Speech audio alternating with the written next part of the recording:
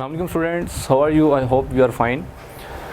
So our next topic is about the topic के उसका जो फर्स्ट पोर्शन है वो है reproduction in fungi, chapter number 3 MDCAT का वो हम डिस्कस करें जो कि माइक्रोबायोलॉजी है। तो इसमें जो है वो हम डिस्कस करेंगे कि जो फंजाई है इसकी जो बेसिक रिप्रोडक्शन है वो किस तरह से परफॉर्म होती है। तो अगर हम रिप्रोडक्शन की बात करें तो फंजाई के अंदर 2 टाइप्स की जो रिप्रोडक्शंस हैं वो ऑब्ज़र्व की जाती हैं। जैसे कि फॉर एग्ज़ाम्पल फर्स्ट काइंड है वो है सेक्सुअल रिप्रोडक्शन और जो सेकंड है वो है एसेक्सुअल रिप्रोडक्शन। ये 2 किस्म की जो रिप्रोडक्शंस हैं वो इसके अंदर ऑब्ज़र्व की जाती हैं। अब अगर हम फंजाई की बात करें तो इसके 4 इम्पॉर्टेंट फाइलर्स हैं। जैसे कि फ़र्स्ट इसका है ज़ाइगोमाइकोटा और सेकंड है एस्कोमाइकोटा और थर्ड है बेसिडियोमाइकोटा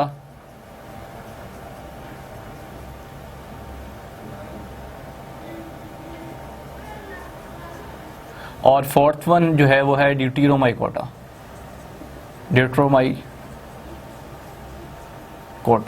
ठीक है जी, ये 4 हमारे पास इसके बेसिक ग्रुप्स हैं। इनको हम जो है वो डिटेल में डिस्कस तो नहीं करेंगे, पर हम ये चीज़ देखेंगे कि किन के अंदर जो है वो एसेक्सुअल रिप्रोडक्शन और किन के अंदर जो है वो सेक्सुअल रिप्रोडक्शन एग्जिस्ट करती है। तो अगर हम ज़ाइगोमाइकोटा की बात करें तो इसमें सेक्सुअल रिप्रोडक्शन एग्जिस्ट करती है, इसके अंदर भी सेक्सुअल रिप्रोडक्शन एग्जिस्ट करती है और इसके अंदर भी एग्जिस्ट करती है। जबकि जो ये वाला ग्रुप है ये कुछ इस तरह से है कि इसको इम्परफेक्ट फंजाई बोला जाता है, इम्परफेक्ट फंजाई। तो इस इम्परफेक्ट फंजाई के अंदर जो सेक्सुअल रिप्रोडक्शन है ये अभी एब्सेंट है, इसे अभी जो है वो कंप्लीट इस पर सर्च नहीं हो सकी, यानी कि अभी ये नहीं ऑब्ज़र्व किया जा सका कि इसमें सेक्सुअल प्रोडक्शन होती है या नहीं। तो यहाँ पे अभी तक यही कंसिडर किया जाता है कि ये इम्परफेक्ट ग्रुप है और इसके अंदर सेक्सुअल रिप्रोडक्शन जो है वो एब्सेंट है। एसेक्सुअल रिप्रोडक्शन इसमें परफॉर्म होती है और बाकी जो तीनों हैं इनमें सेक्सुअल रिप्रोडक्शन जो है वो एग्जिस्ट करती है। ठीक है जी, तो ये तो हमने देख लिया कि हमारे पास जो ग्रुप्स हैं उनमें जो सेक्सुअल रिप्रोडक्शन है वो किस में एग्जिस्ट करती है और किस में एग्जिस्ट नहीं करती। इस पॉइंट को आपने MDCAT point of view से जो है वो याद रखना है कि अगर आपसे ही पूछा जाए कि जो इम्परफेक्ट फंजाई का ग्रुप है वो कौन सा है तो वो ये है हमारे पास। ठीक है, और सेक्सुअल रिप्रोडक्शन किस ग्रुप में एब्सेंट है तो वो भी यही ग्रुप है, बाकी इनमें सेक्सुअल रिप्रोडक्शन जो है वो एग्जिस्ट करती है।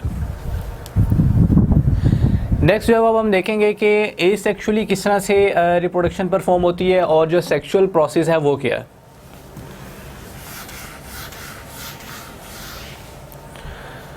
सबसे पहले हम बात करेंगे एसेक्सुअल रिप्रोडक्शन की। फंजाई के अंदर जो एसेक्सुअल मोड है रिप्रोडक्शन का उसमें बहुत से यानी कि प्रोसीजर्स इन्वॉल्व हैं। जैसे कि स्पोर फॉर्मेशन के ज़रिए होती है, स्पोर्स के ज़रिए होती है, इसी तरह कोनिडिया फॉर्मेशन के ज़रिए होती है,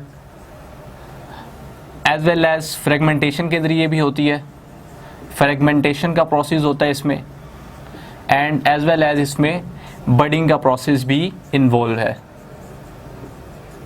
ये 4 फेजेस हैं, ये 4 कंडीशंस हैं जिसके ज़रिए जो एसेक्सुअल रिप्रोडक्शन है फंजाई के अंदर वो परफॉर्म होती है। इसके अलावा अगर आप सेक्सुअल रिप्रोडक्शन की बात करें तो उसमें कुछ इस तरह से है कि 2 प्रोसेस इन्वॉल्व होते हैं जिसे हम बोलते हैं कैरियोगैमी, ठीक है, और दूसरा है प्लास्मोगैमी। ये 2 प्रोसेस मेन इसमें होते हैं सेक्सुअल रिप्रोडक्शन में और बाकी ये फेजेस हैं किसके, एसेक्सुअल रिप्रोडक्शन के। कैरियोगैमी में फ्यूजन होती है न्यूक्लियस की, fusion of the nucleus, fusion of nucleus, और प्लास्मोगैमी में फ्यूजन ऑफ साइटोप्लाज्म। ये प्रोसेस जो है इन्वॉल्व होते हैं सेक्सुअल रिप्रोडक्शन में और इधर ये एसेक्सुअल रिप्रोडक्शन। अब हम कंडीशनली देख लेंगे कि स्पोर्स कैसे बनते हैं और कोनिडिया कैसे बनते हैं, फ्रेगमेंटेशन का प्रोसेस क्या है और बडिंग का प्रोसेस क्या है। इस चीज़ को जो है हम डिस्कस करेंगे।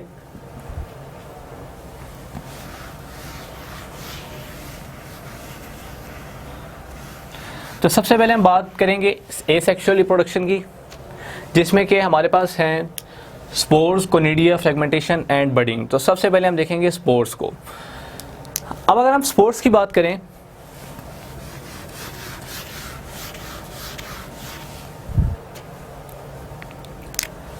Spore formation,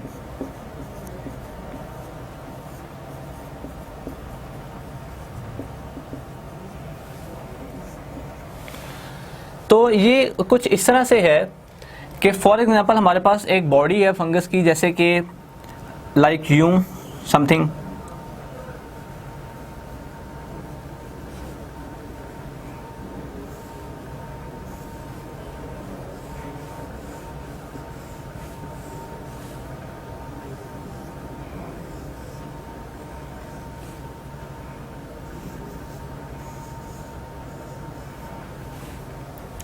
like something. आप इस तरह से ये समझ लें कि ये हमारे पास जो है एक बॉडी है, ठीक है, जिसमें जो आपको ये स्ट्रक्चर नज़र आ रहा है, ये हमारे पास स्पोरेंजियम है, स्पोरेंजियम, क्लियर। और ये स्ट्रक्चर जो है ये है स्पोरेंजियोफोर, स्पोरेंजियोफोर, ठीक है जी। और ये हमारे पास हैं राइजोइड्स, राइजोइड्स, ठीक है जी। और ये हमारे पास उसकी जो बॉडी है। अब जो स्पोरेंजियम है ये एक ऐसा स्ट्रक्चर है जिसके अंदर इंटरनली स्पोर्स प्रोड्यूस होते हैं, और ये जिसके ऊपर अटैच है उसे हम बोलते हैं स्पोरेंजियोफोर। अब होता इस तरह से है कि एक तो ये फेज़ है, अब इस स्पोरेंजियम के अंदर जो है वो बन रहे हैं स्पोर्स, ये स्पोर्स इस तरह से बन रहे हैं। अब होता क्या है कि ये जो स्पोरेंजियम है ये बर्स्ट करता है, ठीक है। लाइक किस तरह से कि अगर मैं इसे शो करूं इस तरह से कि मेरे पास एक ये स्पोरेंजियम है, लाइक इस तरह से। अब ये जो स्पोरेंजियम इसके ऊपर लगा हुआ है इस तरह से, ये बर्स्ट करेगा और इसके अंदर ये जो स्पोरेंजियो स्पोर्स हैं ये बाहर की तरफ मूव करेंगे, स्पोरेंजियो स्पोर्स, ठीक है जी। अब आप ये देखें कि इसके अंदर ये प्रोड्यूस हुए, ये जो स्पोरेंजियम है ये यहाँ पे बर्स्ट हुआ, इस कंडीशन को हम बोलते हैं रप्चरिंग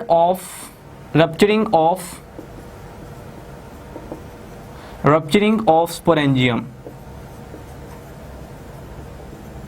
ठीक है जी, जिसमें स्पोरेंजियम जो है वो रप्चर्ड हो गया और स्पोरेंजियोस्पोर्स जो है वो बाहर की तरफ मूव कर गए। अब ये जो स्पोरेंजियोस्पोर्स हैं इनके आगे जर्मिनेशन का प्रोसेस होगा, इनकी होगी जर्मिनेशन। जब ये जर्मिनेट करेंगे तो इनसे आगे जो है वो स्पोर्स बनेंगे, ठीक है जी। स्पोर्स से फर्दर आगे अगर हम देखें तो जब स्पोर्स आगे जो है वो जर्मिनेट करेंगे एक प्रॉपर वे में, तो इनसे आगे जो है वो एक माइसीलियम बॉडी बनेगी, लाइक यूं इस तरह से, ठीक है जी। माइसीलियम जो है वो हम बोलते हैं बॉडी ऑफ फंगस को, फंगस की जो बॉडी होती है। देन इससे फिर आगे फर्दर ये स्ट्रक्चर और इस तरह से ये साइकिल जो है वो चलता रहता है। तो इसमें अगर आप देखें तो स्पोर्स प्रोडक्शन कैसे हुई, कि स्पोर्स किस तरह से बने, लाइक अगर आप ये बॉडी देखें तो इसमें ये स्पोरेंजियम, इस स्पोरेंजियम के अंदर जो है वो बने हमारे पास स्पोरेंजियोस्पोर्स, ये रप्चर्ड हुआ, ये जो स्ट्रक्चर था ये रप्चर्ड हुआ, स्पोरेंजियम बर्स्ट हुआ, जिससे सारे स्पोरेंजियोस्पोर्स बाहर निकल गए, इन्होंने जर्मिनेट करके बना दिए स्पोर्स। स्पोर्स से फर्दर आगे माइसीलियम बॉडी बनी, ठीक है, हाइफा जिसे बोलते हैं, और फिर फर्दर उससे आगे ये स्ट्रक्चर बना और फिर हमारे पास ये साइकिल जो है वो इस तरह से चलता रहेगा। अब हम स्पोर्स की कुछ कैरेक्टरिस्टिक्स जो है उनको डिस्कस कर लेते हैं। इन सारे प्रोसीजर्स को आपने जो है वो याद रखना है MDCAT point of view से।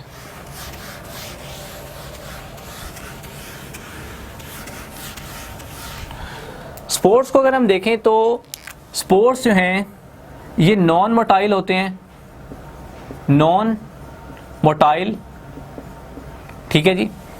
इसके अलावा और इनके अगर हम कैरेक्टरिस्टिक्स देखें तो स्पोर्स जो हैं ये प्रोड्यूस हो जाते हैं सेक्सुअली और asexually, sexually as well as asexually.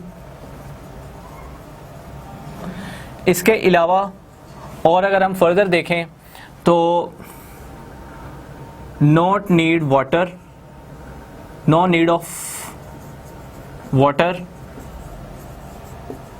For dispersal, यानी कि डिस्पर्सल होने के लिए इनको वाटर की ज़रूरत नहीं होती। अब इनका ये जो डिस्पर्सिंग का प्रोसेस है ये किस तरह से परफॉर्म होता है उसको अगर हम देखें तो फर्स्टली हमारे पास ये डिस्पर्सल का प्रोसेस जो है वो परफॉर्म होता है बाय विंड, यानी हवा के ज़रिए जो है ये डिस्पर्सल हो जाते हैं, एक जगह से दूसरी जगह ट्रांसफ़र हो जाते हैं। इसके अलावा इंसेक्ट्स के ज़रिए भी इनका जो ये डिस्पर्सलिंग का प्रोसेस है ये परफॉर्म हो जाता है, ठीक है जी। और इसके अलावा ये सारे जो इसके बेसिक फीचर्स हैं ये आपने स्पोर्स की याद रखनी है कि स्पोर्स हैं क्या, इनका डिस्पर्सलिंग का प्रोसेस क्या है। तो ये नॉन मोटाइल हैं, सेक्सुअली एसेक्सुअली प्रोड्यूस हो जाते हैं, no need of water, wind insects. इसी तरह जैसे मैंने नेम लिखे थे ग्रुप्स के कुछ, जैसे कि फॉर एग्जांपल है हमारे पास ज़ाइगोमाइकोटा, तो इसके जो स्पोर्स बनते हैं उनको हम बोलते हैं ज़ाइगोस्पोर्स। सेम इसी तरह से अगर हम देखें तो एस्कोमाइकोटा, इसके जो स्पोर्स बनेंगे वो होंगे एस्कोस्पोर्स। इसी तरह से बैसिडियोमाइकोटा,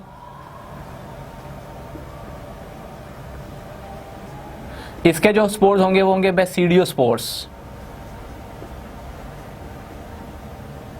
ठीक है जी। तो ये हमारे पास जो है वो जनरल ग्रुप्स आ जाते हैं कि किस किस्म का जो ग्रुप है उसके कौन से स्पोर्स हैं, उसके लिहाज से उसका जो है वो नाम रख दिया जाता है। तो ये थी कुछ स्पोर्स की जो है वो फीचर्स के स्पोर्स जो हैं वो हैं क्या। अब होता है कुछ इस तरह से है कि स्पोर्स को एक फेवरेबल टेम्परेचर, एक फेवरेबल एनवायरनमेंट चाहिए होता है जर्मिनेट करने के लिए।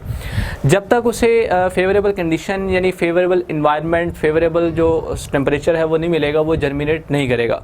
तो जैसे ही उसे फेवरेबल कंडीशन, फेवरेबल एनवायरनमेंट, जो टेम्परेचर है वो हर चीज़ मिलती है तो वो जर्मिनेट करता है और फर्दर आगे रिप्रोडक्शन का प्रोसेस परफॉर्म होता है और न्यू स्पोरेंजियम से फिर आगे फर्दर ये रिप्रोडक्शन का जो साइकिल है ये स्टार्ट रहता है। तो ये तुम्हारे पास होगी स्पोर फॉर्मेशन। अब हम देखेंगे कोनिडिया फॉर्मेशन।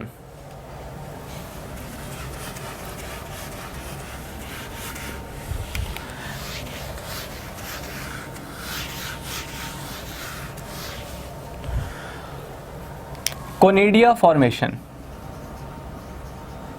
कि अब कोनिडिया के ज़रिए किस तरह से जो रिप्रोडक्शन है ये परफॉर्म होती है। अगर हम कोनिडिया की बात करें तो ये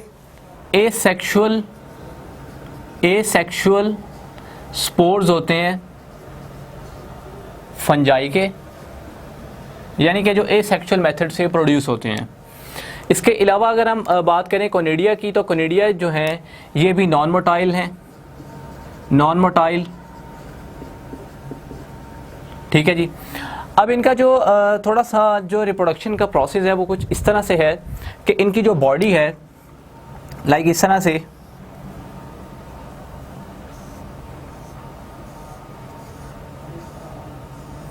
ये जो स्ट्रक्चर आपको नजर आ रहा है ये है कोनिडियोफोर्स।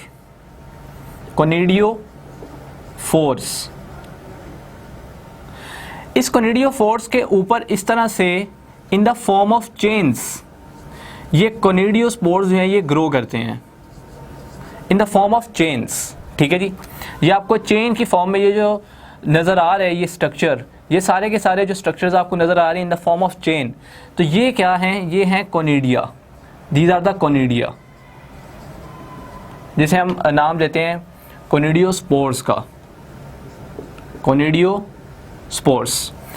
अब होता इस तरह से है कि आपको एक मेन डिफरेंस नज़र आएगा स्पोर फॉर्मेशन में और कोनिडिया फॉर्मेशन में, कि जो स्पोर फॉर्मेशन थी उसमें जो बन रहे थे स्पोरेंजियोस्पोर्स वो थे स्पोरेंजियम के अंदर, इनसाइड द स्पोरेंजियम, लाइक इस तरह से ये स्ट्रक्चर, ये स्पोरेंजियम के अंदर सारी जो फॉर्मेशन है वो हो रही है, जबकि यहाँ पे आपको कोई ऐसा स्ट्रक्चर नज़र नहीं आएगा, ये इन द फॉर्म ऑफ चेन है।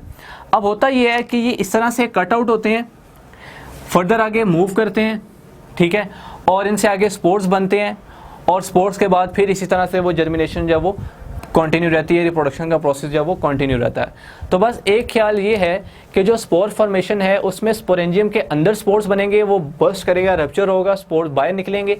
और यहाँ पे ये होता है कि स्पोरेंजियम के अंदर कोई डेवलपमेंट नहीं होती, जबकि जो कोनिडियोस्पोर्स हैं वो अटैच होते हैं कोनिडियोफोर्स के ऊपर। ये कोनिडियोफोर एक ऐसा स्ट्रक्चर है जिसके ऊपर ये conidiospores in the form of chain जो है वो अटैच हैं। जैसे हम क्लस्टर का भी नाम दे सकते हैं। इसके बाद जब ये डिटैच होते हैं तो ये सेवरल वीक्स तक जो है वो सर्वाइव कर लेते हैं और फर्दर आगे इनसे जो है वो रिप्रोडक्शन का जो प्रोसेस है वो कंटिन्यू रहता है। तो ये कुछ इंपॉर्टेंट पॉइंट्स हैं, इनको आपने याद रखना है। इसके अलावा अगर हम देखें तो हमारे पास फ्रेगमेंटेशन का प्रोसेस है।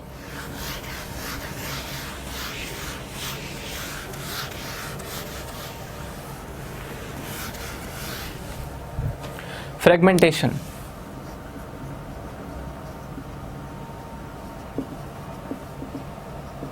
फ्रेगमेंटेशन के प्रोसेस में इस तरह से, क्योंकि ये जो मोड है ये भी एसेक्सुअल मोड है, एसेक्सुअल मोड है, ठीक है जी। इसके अंदर जो है वो कुछ इस तरह से है कि फ्रेगमेंट्स बनते हैं, फ्रेगमेंट्स, छोटे छोटे जो फ्रेगमेंट्स हैं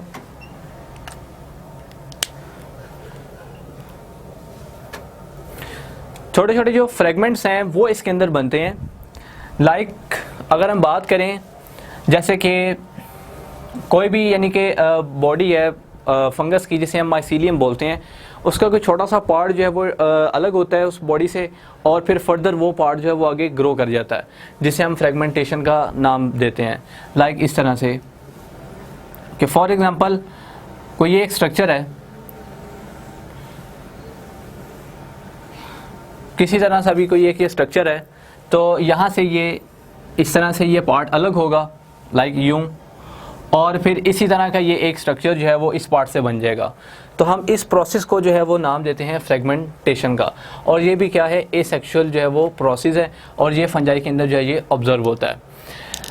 इसके अलावा जो है वो बडिंग का प्रोसेस है।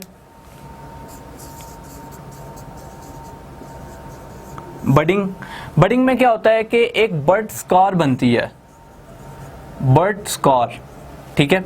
लाइक हमारे पास जो यीस्ट है ये इसकी मोस्ट इंपॉर्टेंट एग्जांपल है, जिसका जो साइंटिफिक नेम यूज़ किया जाता है वो है सैक्रोमाइसिस सेरेविजी। ये इसका साइंटिफिक नेम जो है वो यूज़ किया जाता है। तो इसके अंदर जो है ये बडिंग का प्रोसेस जो है वो शो होता है। लाइक इस तरह से कि फॉर एग्जांपल हमारे पास ये एक बॉडी है, ठीक है। अब इस बॉडी के ऊपर छोटी सी इस तरह से ये बड स्कार सी बनती है, लाइक यूं। अब ये आहिस्ता आहिस्ता ग्रो करती है इसके ऊपर, और ये एक बड बनना शुरू हो जाती है, लाइक इस तरह से, ठीक है। और ये आहिस्ता आहिस्ता क्या होता है कि ग्रो करती जाती है। एक वक्त आता है कि फुली इस तरह का स्ट्रक्चर इससे बन जाता है। जब इस तरह का ये स्ट्रक्चर बन जाता है तो ये इससे डिटैच हो जाती है। तो एक जो इंडिविजुअल होता है उससे 2 आगे फर्दर इंडिविजुअल्स बन जाते हैं। तो ये होता है कि बडिंग का प्रोसेस ये होता है कि एक छोटी सी जो इंडिविजुअल है उसके ऊपर जो है बड ग्रो करती है, और वो बड एक प्रॉपर इंडिविजुअल बनती है, और फिर फर्दर जो है वो डिटैचमेंट होती है, और 2 न्यू इंडिविजुअल्स जो है वो यहाँ से प्रोड्यूस हो जाते हैं। तो यीस्ट में जो है वो ये प्रोसेस जो है वो इन्वॉल्व है। यीस्ट की अगर हम बात करें तो यीस्ट जो है ये बहुत इंपॉर्टेंट है। लाइक हमारे जो मोस्ट इम्पॉर्टेंट जो फूड्स हैं, ब्रेविंग इंडस्ट्रीज़ के अंदर जो है वो यीस्ट का बहुत इम्पोर्टेंट जो है वो इस्तेमाल होता है। इसके अलावा अगर हम बात करें तो बहुत सी ऐसी इंडस्ट्रीज़ हैं जैसे कि ब्रेड की मैन्युफैक्चरिंग होती है, डेयरी प्रोडक्ट्स की मैन्युफैक्चरिंग होती है, उसमें भी जो यीस्ट है वो इन्वॉल्व है। जैसे फर्मेंटेशंस के प्रोसेस होते हैं तो उनमें भी ये यीस्ट जो है वो इन्वॉल्व है। तो इन पॉइंट्स को आपने याद रखना है। इसके अलावा जो है हम बात करेंगे सेक्सुअल रिप्रोडक्शन की।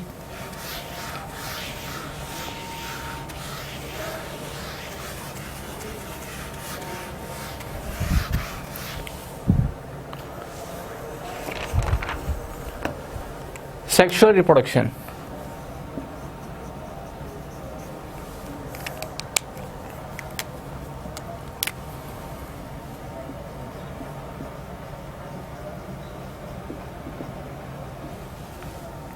अब सेक्सुअल रिप्रोडक्शन जो है मैंने आपको जैसे कि ऑलरेडी बताया कि सेक्सुअल रिप्रोडक्शन जो है वो 3 किस्म के ग्रुप्स हैं उनमें ऑब्जर्व की जाती है, ठीक है। जैसे कि हम यहाँ बात करें तो ज़ाइगोमाइकोट्स, ज़ाइगोमाइसीट्स। इसके अलावा जो हमारे हैं बेसिडियोमाइसीट्स,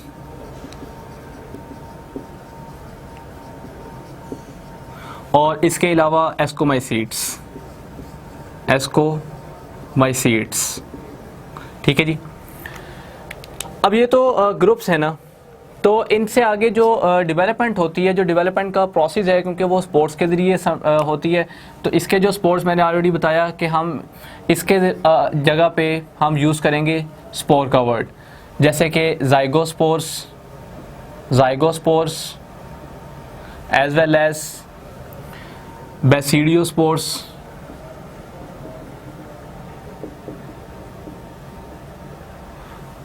और एज वेल एज एस्कोस्पोर्स।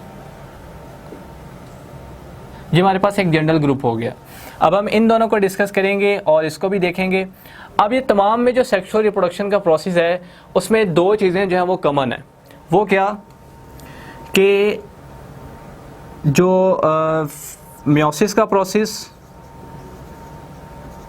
इसके अलावा अगर हम देखें तो दूसरा जो है वो न्यूक्लियर माइटोसिस जो होती है वो इनमें इन्वॉल्व होती है, जैसे कि हैप्लॉइड न्यूक्लियाई की जो फॉर्मेशन है वो इनमें जो है वो कॉमन है। इसके अलावा अगर हम देखें तो हमारे पास और भी बहुत सी इसकी, यानी कि क्योंकि हम पीछे जो अगर हम प्रीवियसली देखें तो हमने एक टॉपिक डिस्कस किया था जिसमें हमने डेफिनेशन ऑफ फंजाई को डिस्कस किया था। तो उसमें जो चीज़ हमने डिस्कस की थी कि जो फंजाई है इसके अंदर न्यूक्लियर जो माइटोसिस है उसका भी प्रोसेस जो है वो इन्वॉल्व होता है। तो हैप्लॉइड न्यूक्लियाई,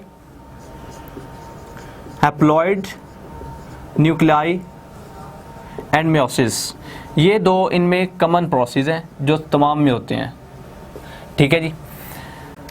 इसको आपने एमडीकैट पॉइंट ऑफ व्यू से जो है वो याद रखना है। इसके अलावा अगर हम देखें तो ये प्रोसेस किस तरह होता है, ये प्रोसेस 2 स्टेप्स में होता है, जिसमें अगर हम देखें तो एक स्टेप होता है fusion of nucleus, fusion of nucleus, और जो सेकंड है वो है फ्यूजन ऑफ साइटोप्लाज्म। ठीक है जी। ये दो प्रोसेस होते हैं। फ्यूजन ऑफ न्यूक्लियस जो है इसको हम नाम देखते हैं कैरियोगेमी का, और इसे हम नाम देते हैं प्लास्मोगेमी का, प्लास्मोगेमी। ठीक है जी। ये हमारे पास दो मेन प्रोसेस हैं। अब होता इस तरह से है कि जब साइटोप्लाज्म की फ्यूजन होती है इस तरह से होता है कि दो स्पीशीज़ या 2 इंडिविजुअल्स जो हैं, 2 इंडिविजुअल्स जो जेनेटिकली डिफरेंट भी हो सकते हैं, जेनेटिकली डिफरेंट भी हो सकते हैं, पर वो मेटिंग के प्रोसेस में क्योंकि सेम होते हैं तो वो इन कॉन्टैक्ट आते हैं। अब जब वो इन कॉन्टैक्ट आते हैं तो उनमें जो स्टेप होता है वो ये होता है कि न्यूक्लियस की फ्यूजन होती है। ठीक है जी। फ्यूजन ऑफ न्यूक्लियस होती है, फ्यूजन ऑफ साइटोप्लाज्म होती है। जब साइटोप्लाज्म की फ्यूजन हो जाती है तो उसके बाद क्या होता है कि फ्यूजन होती है न्यूक्लियस की। पर इस तरह से होता है कि इन 3 में से इन 2 ग्रुप्स में, बेसिडियोमाइसीट्स में और एस्कोमाइसीट्स में, ये होता है कि जो फ्यूजन ऑफ न्यूक्लियस है वो इमीडिएटली परफॉर्म नहीं होती। जैसे कि फ्यूजन ऑफ साइटोप्लाज्म है, इसके फ़ौरन बाद प्रोसेस होना होता है फ्यूजन ऑफ न्यूक्लियस का। तो इसमें जो है अगर हम बात करें, क्योंकि 2 इंडिविजुअल्स हैं, तो इस तरह से होता है कि जो 2 न्यूक्लियस हैं वो हैप्लॉइड फॉर्म के अंदर जो है वो रिटेन्ड रहते हैं। ठीक है जी। लाइक इस तरह से कि जैसे कि फ्यूजन ऑफ साइटोप्लाज्म हो गई, अब जाहिर सी बात है फ्यूजन ऑफ साइटोप्लाज्म के बाद जो फ्यूजन है न्यूक्लियस की वो भी परफॉर्म होनी है। पर इन 2 ग्रुप्स में ये होता है कि जो हैप्लॉइड न्यूक्लियाई हैं वो सेपरेट रहते हैं। ठीक है। तो इस सेपरेशन की वजह से हम इसे नाम देते हैं, क्योंकि जो न्यूक्लियाई हैं वो सेपरेट हैं, इसके बाद फर्दर आगे जो है वो डेवलपमेंट का प्रोसेस आता है और फिर फर्दर जो न्यूक्लियस की फ्यूजन है वो अकर होती है और फिर फर्दर जो है वो रिप्रोडक्शन जो है वो कंटिन्यू रहती है। तो इन दोनों ग्रुप्स में यह प्रोसेस होता है कि फ्यूजन ऑफ साइटोप्लाज्म के बाद immediately fusion of nucleus perform नहीं होती, जबकि जो 2 न्यूक्लियाई हैं वो हैप्लॉइड फॉर्म में वैसे ही रिटेन रहते हैं। उसके बाद आगे जो है वो रिप्रोडक्शन जो है वो फाइनल होती है। तो इस कंडीशन को अगर हम देखें तो हम यहाँ पे जो वर्ड यूज़ करते हैं वो हमारे पास है डाइकैरियोटिक फेज़ का, कि डाइकैरियोटिक का मतलब है कि 2 न्यूक्लियाई, ठीक है जी, 2 न्यूक्लियाई। तो ये जो फेज़ है ये डाइकैरियोटिक है।